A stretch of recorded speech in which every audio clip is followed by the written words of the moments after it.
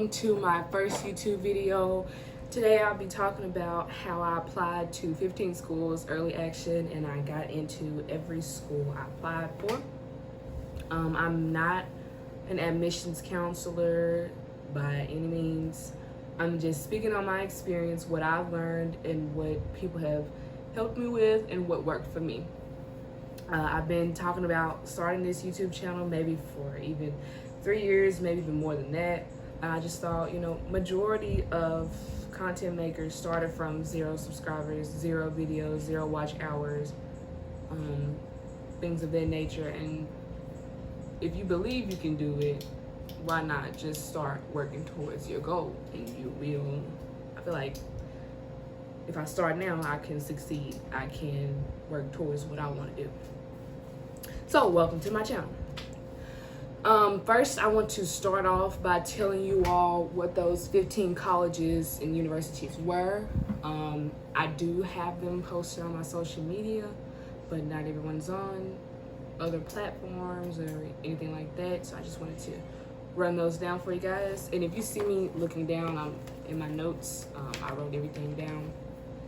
So I was accepted to Spelman College, the University of Tennessee in Knoxville, Howard University, Rhodes College, Louisiana State University, Belmont University, the University of Memphis, Zula, aka University Xavier University of Louisiana, Ossipee State University, North Carolina A&T, NCAT, the University of Tennessee in Martin, Clark Atlanta University, Lane College, MTSU, Middle Tennessee State University, and then my local community college. So this is 15 schools.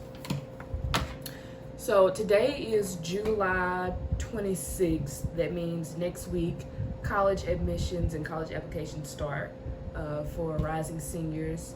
I know a couple of my friends that are still in high school are starting to look into that, and I know some of you all may be looking into that too. So I just wanted to make a short video about it. So at the time I applied, which I was applying to schools from August to November, and I would say the earlier the better with that and financial aid, just everything in general. Why not just get everything started earlier and make sure that your spot is secure, So at the time I applied, I had a 3.7 GPA and I had a 22 on the ACT. By the end of the school year, when I graduated, I was ranking number 24 out of my graduating class of 195 students. Yes, it was a small school. And then I had a 3.8 unweighted GPA, 4.0 weighted. I had a 23 on the ACT and a 24 super score on the ACT. So these stats, I'm just telling you just to be relatable and just to let you know that you do not have to have a 36 or a 4.5 weighted, just to get into schools that you're interested in, So I want to get into what you actually need to apply, because a lot of kids are like, oh, what, we have to write an essay, what, we have to type our name in, So first, there are apps and programs, things like that, software that you can use to maybe have one set application, and it can work for multiple colleges. Some of these apps are the Common App, the Common Black App, the Coalition app, I don't know much about that, and then College Board. So when applying for schools, you can either, like I said, use these apps, or you can go to the school itself and apply through their admission process, application, thing like that. So I know, for instance, and then some schools aren't on there, which is fine, like say University of Memphis. Hey, sorry, had some technical issues, camera cut off, but let's get back to the video. So as I was saying, some schools aren't on the Common App, which is fine. Like I was saying, the University of Memphis, and some just smaller schools in general, or just schools like, I know the University of California schools, it's California schools, UC system isn't on Common App, so some schools aren't on there. But generally speaking, for what apps and what materials you'll need to apply to school, although they have been optional these past couple of years, just generally speaking, you need ACT and SAT scores. You need transcripts from your guidance counselor. You need to be involved in extracurriculars, because when people look at your application, they're going to look and they're going to say, she or he has A's and B's, cute. She or he has a good ACT score, okay? So does everybody else. What else did you do? Did you go to school and go home? Did you go to school and do some community service? Did you go to school and then lead a group? Did you go to school and then go home and do a part-time job? Things like that. Did you start some type of program, group, something, some local initiative to help people out? What did you do besides make good grades? Are you a well-rounded person? Things like that. Next, you need probably gonna need about 2 or 3 recommendation letters from like core subject teachers and your guidance counselor, maybe sometimes even your principal or someone in your community from like community service organization, just in general. It just depends on what everyone is asking for. But I would say the best time to start working on your recommendation letters and your personal essay and then trying to get your ACT or SAT score higher would be now. Would be at the beginning, during the summer, or at the beginning of the college application process, because you do not want to be taking the ACT forever or writing this essay forever and then end up missing the deadline. So that's it for the apps and what you need to apply. But for some schools, it may be different. May need extra things. Like I know one school asked me for a resume. I would say having a resume just for everything in general, a high school resume, not an official resume. In general can work. It can help boost your chances. Just in general, it's something good to have. Yeah, it's just something good to have. So next I want to talk about resources. And when I say resources, I mean things to help you apply, things to help you afford the cost to apply, and things just to help you figure out where you want to go, what you're looking at, what you're comparing yourself to. So like I was saying, the Common App, you can use it to apply to multiple schools, up to 20 schools, but you can also use it to apply to those schools for free. So, and you can do this maybe if you meet their qualifications or if you meet the ACT fee waiver qualifications. So say for instance, you're on free or reduced lunch, which was the majority of my high school that I went to. If you're just in general an in-need student, no matter what type of need it is, you can just qualify, ask your guidance counselor, and they'll let you know. The ACT fee waiver, you can apply to schools without that fee. You can use their prep program. Maybe if you didn't have the good resources for a good ACT prep outside of school, or if your schools wasn't adequate enough, it's $100, but with the application fee, it is free. And self-paced online, do whenever you have time. And then like I said, sending the ACT scores, the program, and then also taking the test. The test is about $55 whenever your school doesn't pay for it, but the ACT fee waiver can get you to take that test for free. Like I said, if you qualify for the ACT fee waiver, then you qualify for the Common App fee waiver. And the Common App fee waiver, when you apply to schools, it's not free. And generally speaking, it's just not free. Usually it's anywhere from $20 to $80, just depending on what type of school or what school you're applying to. Like say for instance, if you're majority HBCUs, which is historically black colleges and universities, you can use the Common Black app, and it's just one time, $20, and you can apply to almost all HBCUs with just that one Common App, that $120. With Common App, you do have to pay for every school, unless you do have the app, the fee waiver. Then in that case, it's free, and you can apply to up to 20 schools, like I said. So if your school, it was $20 to apply there, or $80 to apply there, or $35 to apply there, for you, it's free. So the next resources, I've talked about Common App, Common Black app, ACT fee waiver. There's also College Board, Coalition app, I don't know much about those, but you can look into those if you're interested. And then next, I also have College for Tennessee, which is obviously for Tennessee students, residents.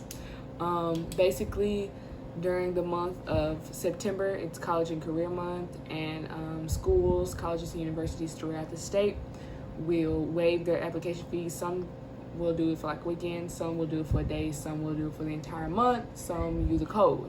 It just depends on what that school would like to do. I will insert a picture of last year's just to give you an example of what to look out for. Basically, you can apply to schools for free. So those are all the resources. And the last one is the common data set. When you're applying to schools and you want to look and see, maybe compare yourself to the last class's stats, or just want to know some general information about the school that US Daily News can't give you or the website can't automatically give you, just type in the school name, common data set. So when I was applying, say for instance, Spelman College common data set, and it will pull up information about that school. So things like the ACT score, the gender ratio, race and ethnicity ratio, staff number, class ratio, really virtually anything you could think of probably is on there. And it's updated every year, should be. So next I want to get into the tips that I have for everyone. Generally speaking, I want to say start early. Like I said earlier, when it comes to financial aid, college applications, applying, asking for resources, asking questions, in general, start early.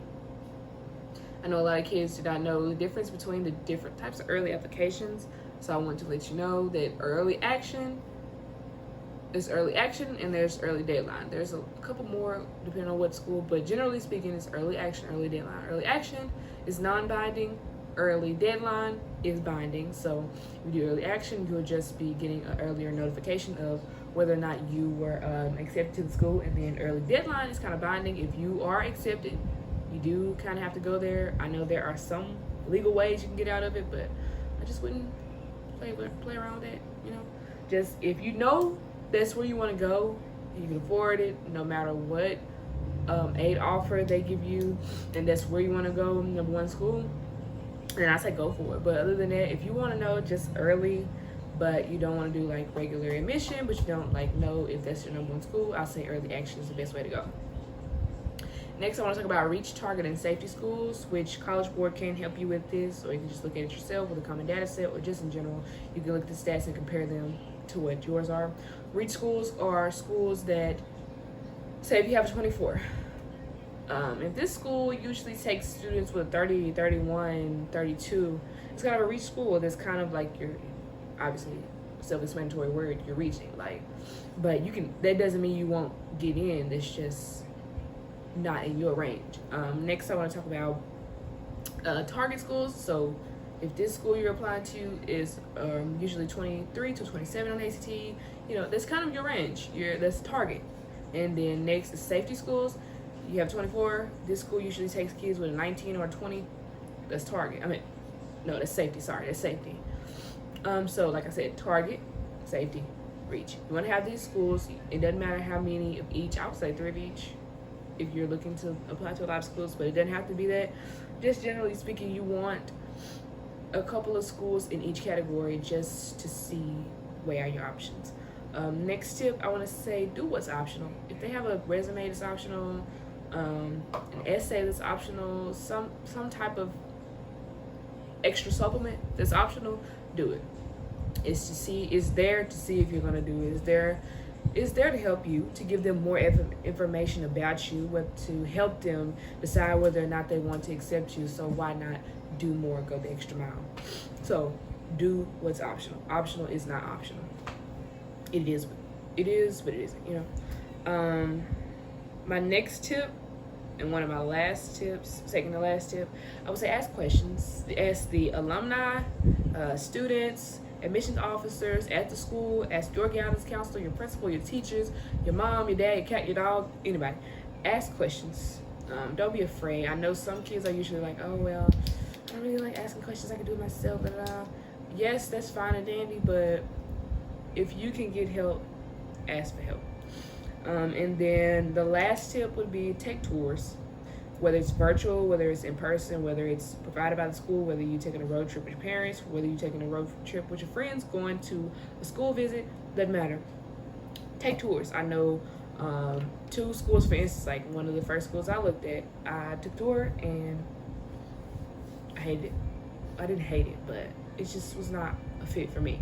And then I took another tour later on, which obviously the University of Tennessee, and I loved it. I fell in love with the school. I really didn't find another school that I loved as much as that school. When I walked on campus and it felt like home.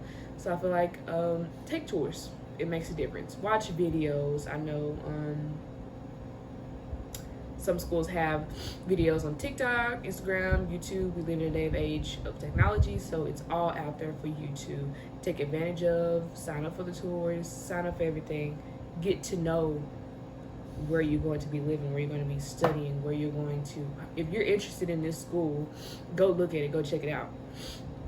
And I think that's all I have for today. I can't talk about how to afford the schools, financial aid and scholarships. That'll be a separate video, but I just want to say, generally speaking, do not let the price tag of this school defer you from applying. If you're really interested in this school, apply.